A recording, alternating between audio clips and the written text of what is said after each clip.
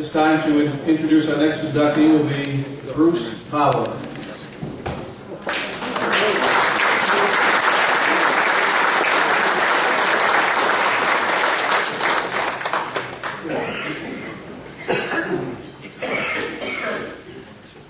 How y'all doing?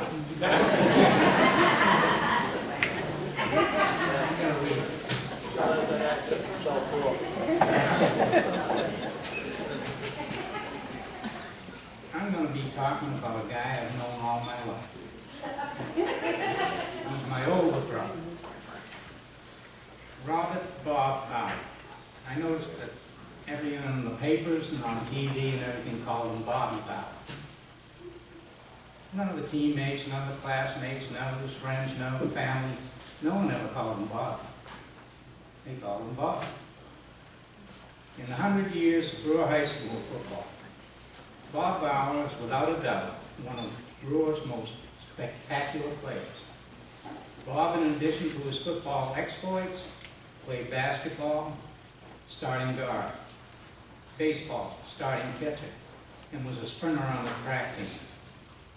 Clearly the best running back in Maine from 1952 to 1954.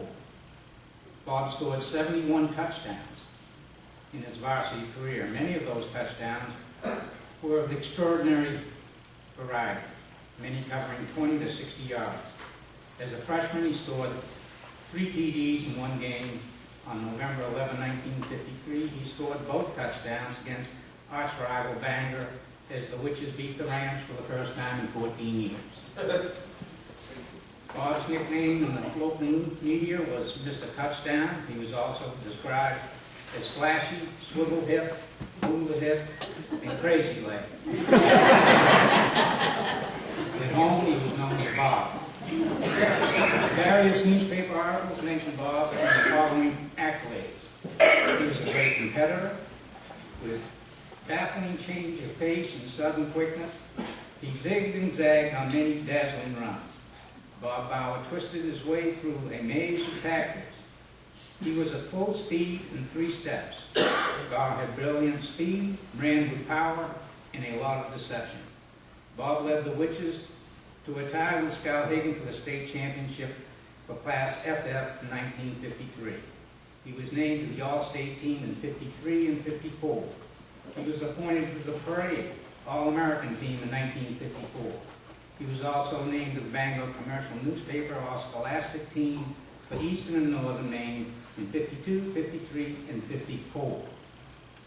Now, there were some things that people don't know about.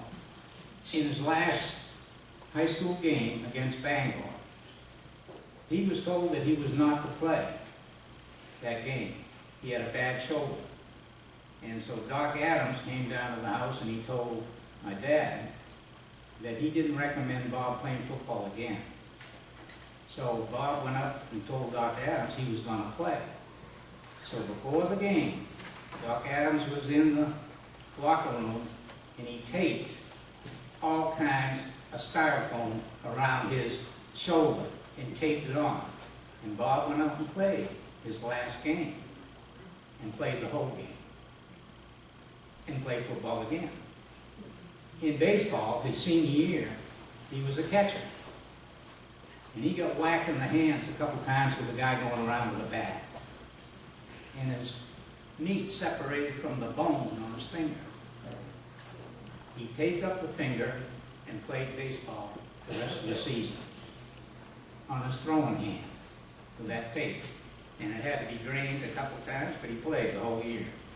Bob went on to attend the University of Maine, graduating in 1959.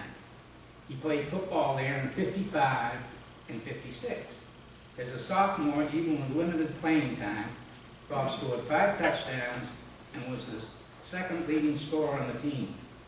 He also set a University of Maine one-season rushing average of 17.5 yards per carry. At the University of Maine, Bob was in ROTC, and upon graduation, he joined the U.S. Army as a second lieutenant. He served his country for 16 years, including 3 tours, totaled 36 months in Vietnam as a Huey helicopter gunship pilot. He was shot down once.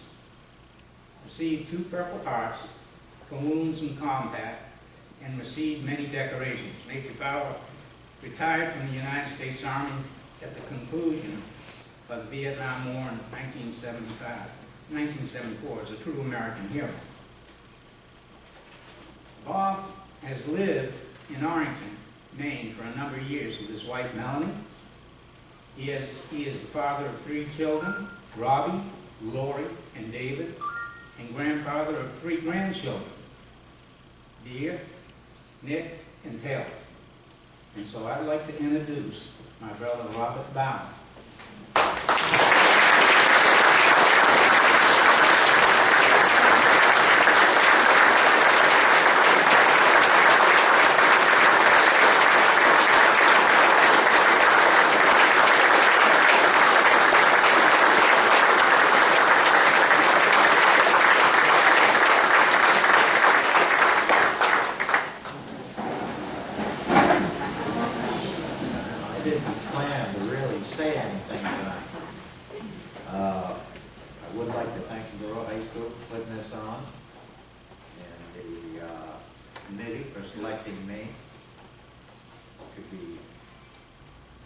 Selected to be put into the Hall of Fame. It's an honor. But you got to remember, I was part of a team.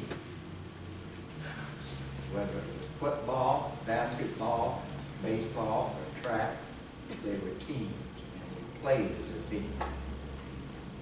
And we were all friends. We got along. And in the case of football, we just had an outstanding team.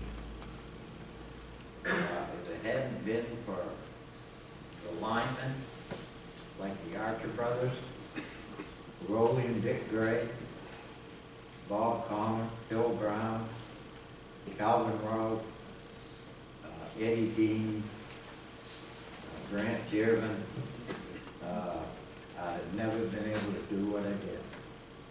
So I thank them. And thank you very much.